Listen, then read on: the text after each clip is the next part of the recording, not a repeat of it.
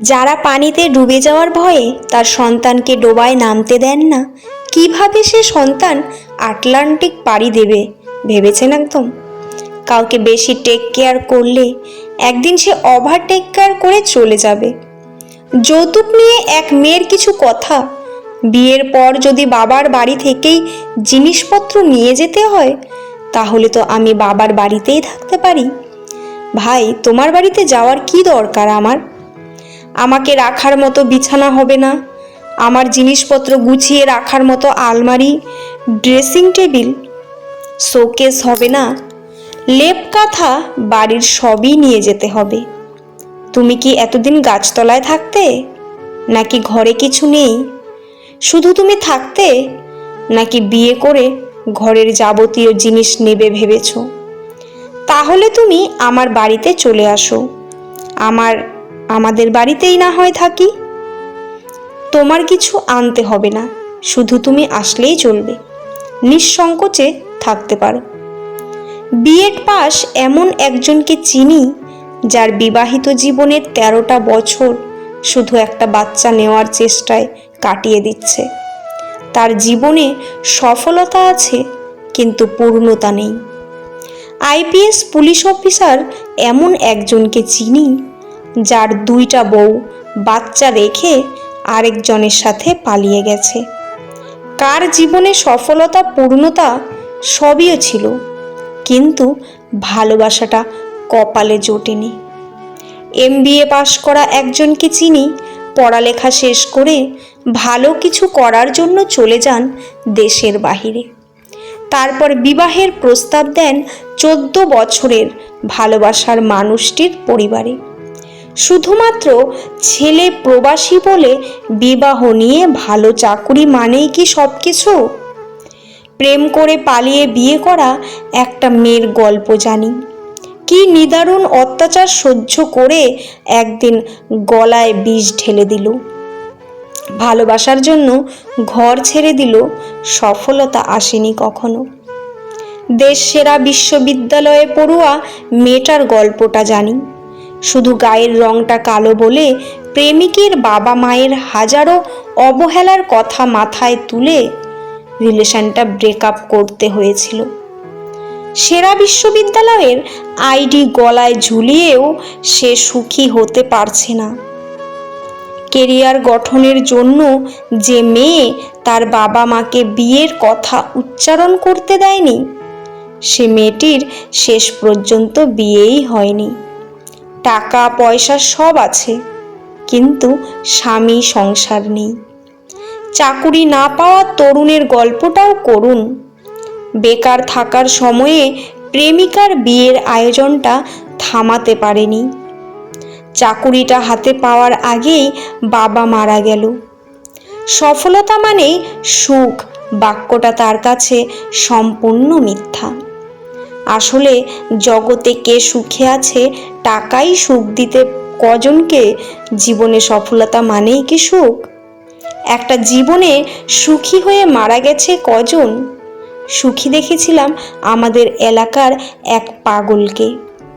সে একবেলা পেট ভরে খেয়ে কি আয়েসি হাসিটাই না হেসেছিল। শুধু ভরা পেটেই যে সুখে থাকতে পারে, তার চেয়ে সুখী আর কেউ নেই। আমরা যারা মানুষ, তাদের মন ভরে সুখ কখনো আসে না। আমরা কখনো পরিপূর্ণভাবে সুখী হতে পারি না। বাস্তবতা বড় ফ্যাকাশে, স্বপ্নের মতো রঙিন হয় না। একটু সুখের জন্য অনেক কিছুর দরকার নেই। চলুন আমরা মনটাকে একটু ভালো করি, ক্ষমতাও অর্থের দম্ভ থেকে সরে আসি। হিংসা, লোভ, স্বার্থপরতা ত্যাগ করি। সৃষ্টিকর্তার তরে নিজেকে সঁপে দেই আর কাউকে না ঠকাই, আমাদের জীবন সুখের হবে। এক বাদশাহ হোক আছে, এক লোকটি চাতক পাখি বিক্রি করার জন্য নিয়ে এলো। তিনি দাম জিজ্ঞেস করলে সে রাজার মূল্যের চেয়েও অনেক বেশি দাম চাইল। বাদশাহ জানতে চাইলেন, পাখিটিরা তো দাম কেন, অথচ তার একটি পা নেই? লোকটি বলল, মার্জনা করবেন জাহাপনা, দেখতে সাধারণ হলেও এটি আসলে একটি বিশেষ ধরনের পাখি। এর বিশেষত্ব হলো আমি যখন শিকারে যাই তখন এই চাতক পাখিটা কেউ সঙ্গে করে নিয়ে যাই। আমার পাতানো ফাঁদের সাথে এই পাখিটিকে বেঁধে রাখি। এই পাখিটি তখন তার আওয়াজে অন্য পাখিদের মনোযোগ আকর্ষণ করে। তারা এই আওয়াজ শুনেই যাকে যাকে পাখিরা এসে জড়ো হয়। তখন আমি একসাথে এসব পাখিকে শিকার করি। বলা যায় এই পাখিটি আমার শিকারের প্রধান ফাঁদ। বাদশাহ তার কথা শুনে পাখিটিকে শিকারির দাম অনুযায়ী চড়া দামে কিনলেন এবং সাথে সাথে জবাই করে ফেললেন। শিকারি অবাক হয়ে জিজ্ঞাসা করল, জাহাপনা, আপনি অনেক দামে কেনা পাখিটিকে এভাবে জবাই করে দিলেন? তখন বাদশাহ তাকে একটা মহামূল্যবান কথা বললেন, যা ইতিহাসে আজও অমর হয়ে আছে। তিনি বললেন যে অন্যের সুখের জন্য তার স্বজাতির সাথে অনায়াসে এমন গদ্দারি করতে পারে, তার এই পরিণতি হওয়া উচিত। একবার এক বড়লোক এক জায়গায় অনেকগুলো হীরা রাখে, সেখান থেকে একটা ইঁদুর ভুল করে হীরের টুকরো গিলে ফেলে। হীরের মালিকের রাতের ঘুম উড়ে যায়। ইঁদুর মারার জন্য সে এক ইঁদুর শিকারীর কাছে যেয়ে বলে, ইঁদুর মেরে তার পেট থেকে হীরা উদ্ধার করে দিলে ন্যায্য মজুরি দেওয়া হবে। শিকারী যখন ইঁদুর মারতে ইঁদুরের বাসস্থানে পৌঁছায়, সে দেখে হাজারের উপরেও ইঁদুর একে অন্যের সঙ্গে গুতোগুতি করছে।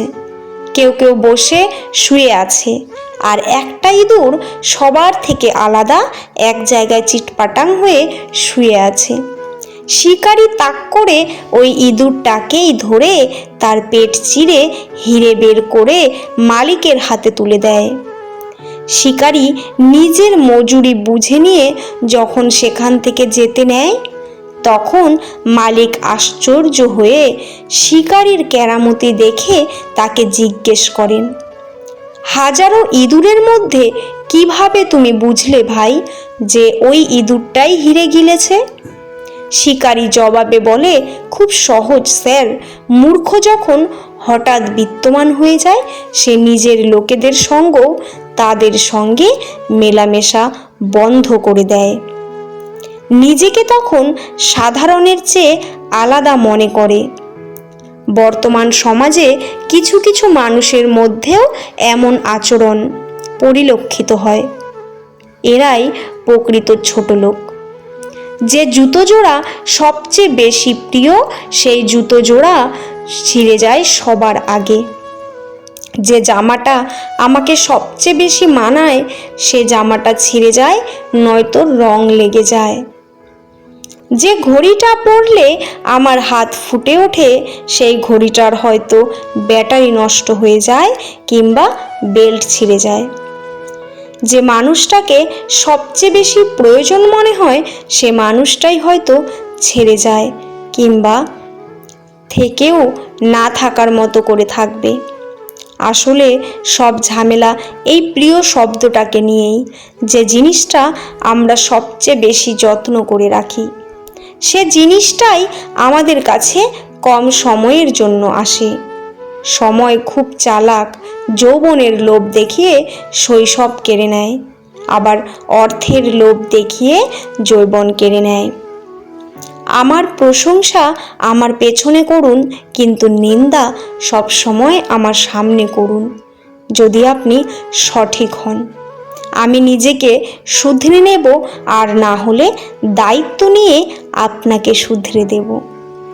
যদি কোনো মেয়ে এই কাজটি করে, তাহলে বুঝবেন সে স্বামীর সংসার করতে পারবে না। আর তা হলো তার উচ্চ বিলাসিতা মনোভাব। অবশ্যই মেয়ের 4টি জিনিস দেখে বিয়ে করবেন: রূপ, তার পরিবার, তার ধন সম্পদ, নিজ ধর্মের প্রতি তার ভালোবাসা। পৃথিবীতে এমন কিছু মানুষ আছে যাদের পুরো জীবনটাই কেটে যাচ্ছে ভুল মানুষের সাথে। ভিডিওটি কেমন লাগলো অবশ্যই কমেন্টে জানাবেন। ভিডিওটি ভালো লাগলে চ্যানেলটি সাবস্ক্রাইব করে পাশে থাকা বেল আইকনটি প্রেস করে দেবেন। পুরো ভিডিওটি দেখার জন্য আপনাদের অসংখ্য অসংখ্য ধন্যবাদ। ভালো থাকবেন।